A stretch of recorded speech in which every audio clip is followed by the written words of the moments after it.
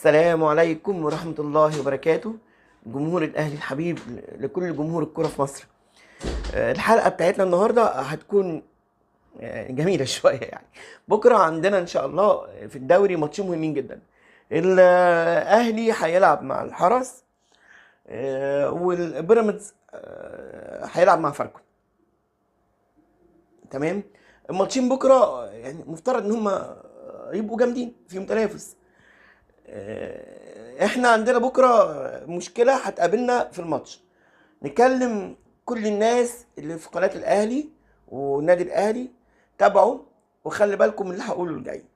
الحكام في الماتشات، احنا بنطلع نقول على قناه الاهلي ان الحكم الفار المفروض يقول للحكم تعالى ويقول له روح، ودي بلنتي ودي كانت بلنتي وهو ما قالوش. الكلام ده مش مظبوط، بعد اذن حضراتكم اللي بتقولوه ده غلط.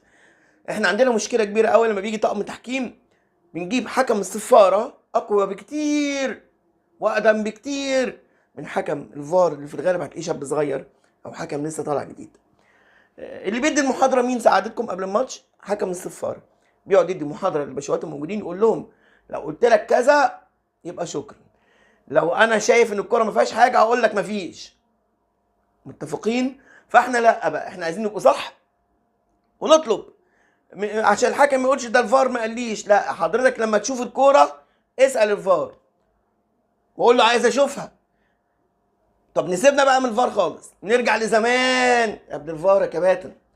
كنا بنقول ان الحكم اللي ما بقاش قريب من الكوره وما عندوش زاويه رؤيه ما ينفعش يحكم. ايوه بيتقال كده. حكم اللي ما عندوش زاويه رؤيه ويشوف الخطا ويبقى قريب منه ما ينفعش يحكم، ما يشتغلش.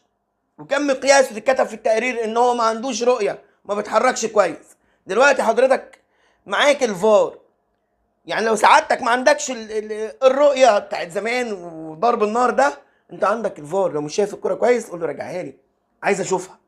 قال لك ما فيهاش حاجه وانت شاكك فيها يا كابتن، قول له عايز اشوفها. فانا بكلم قناه الاهلي، حكم الصفاره اللي في قلب الملعب دايما اقوى من حكم الفار. من النادر انك تلاقي مثلا محمد معروف ومع محمد عادل بره على الفار. من النادر انك تلاقي الوضع ده، مستحيل. من النادر يعملوها. لازم حد يشيل الليله، هيشيل الحكم الغلبان. بعد اذن سعادتكم، حكم الصفاره في قلب الملعب هو اللي يشيل الليله كلها. كل اللي قاعدين بره على الفار واللي بره على الخطوط بيساعدوه فقط لا غير. القرار الاول والاخير ليه هو. يا كباتن يا اللي بتطلعوا على قناه النادي الاهلي، يا كباتن بعد اذن سعادتكم،